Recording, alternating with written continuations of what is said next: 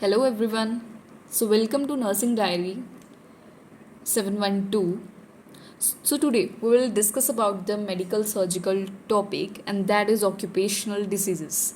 So firstly we should know about the occupational health. So what is occupational health? So occupational health is defined as the highest level of the physical, mental and social well-being of workers in all occupations.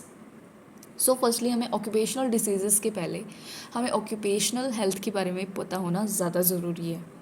सो इसमें worker की physical, mental, social wellbeing की बहुत importance है. So now जो कि हमें health के बारे में पता ही है, like same as the definition, but only क्या रिप्लेस होएगी वर्कर्स की. इन ऑल ऑक्यूपेशन वर्कर्स की health. Okay, then according to WHO. So WHO के according, occupational disease is any disease contracted primarily as a result of an exposure to risk factors. जब कोई भी worker risk factors के exposure में आता है, ठीक है, जो कि वर्क एक्टिविटी से अराइज होता है. सो उस डिसीज़ को कहते हैं ऑक्यूपेशनल डिसीज़. कोई भी डिसीज़ जो कैच होती है प्राइमरली किसके कारण? Exposure to risk factors. कहाँ से अराइज हो रहा है? वर्क एक्टिविटी से. वर्क रिलेटेड डिसीज ज़रूरी नहीं है कि उसका एक ही कोज हो. Have many causes where factors in environment में. अब कुछ फैक्टर्स भी रोल प्ले करते हैं इसमें. So where factors in work environment play a role together with other risk factors in the development of such diseases. So ये आपको as it is ही लर्न करनी पड़ेगी according to WHO. So next is major occupational diseases can be divided into following. So major occupational diseases कौन से हैं? Let's see. First is occupational injuries. कोई भी पेशेंट को वर्कर को वर्कर इंजर्ड हो रहा है वहाँ पे.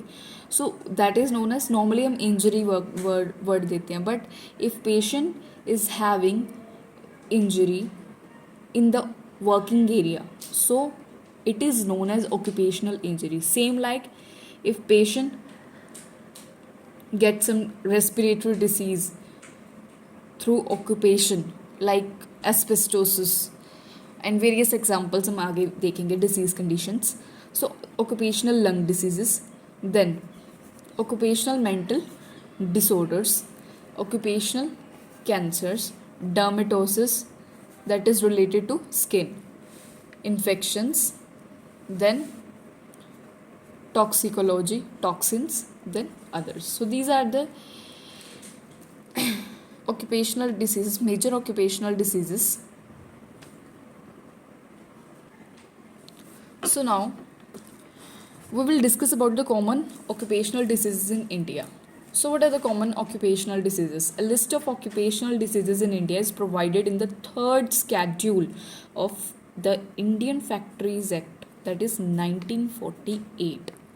So कौन सी occupational diseases है इसमें? First is poisoning by metals and compounds such as lead, tetraethyl lead. ये कुछ metals और compounds हैं जिसके कारण क्या है? पॉइजनिंग के केसेस आए हैं सामने. That is lead, tetraethyl lead, phosphorus, mercury, manganese, arsenic, nitrous fumes, carbon, bisulphide, benzene and the nitro and amino derivatives. Next is chronic ulceration. Okay, chronic ulceration. Okay, next is anthracosis. So what is anthracosis?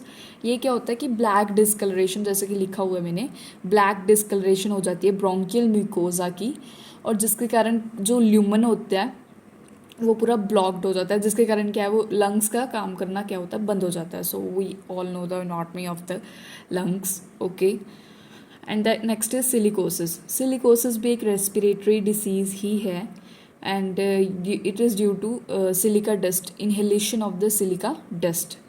Next is cancer of skin, toxic anemia. Toxic anaemia में क्या होता है कि कुछ chemicals के कारण RBCs क्या होते हैं, डैमेज होने स्टार्ट हो जाते हैं. Jaundice, dermatitis due to mineral oils के कारण क्या हो रहा है, डर्मेटाइटिस. बाइसिनोसिस, ये क्यों हो रहा है, किसके कारण हो रहा है, कॉटन डस्ट के इनहेलेशन के कारण हो रहा है, इंजेक्शन के कारण हो रहा है, वेजिटेबल फाइबर्स के कारण हो रहा है. एस्पेस्टोसिस, सेम लाइक जो मैंने आपको बताया, एस्पेस्टोस के कारण हो रहा है. Contact dermatitis related to skin. Noise induced hearing loss. Okay. Coal miners, pneumoconiosis, ये हम आगे सब डिस्कस करेंगे. Occupational cancer and toxic nephritis.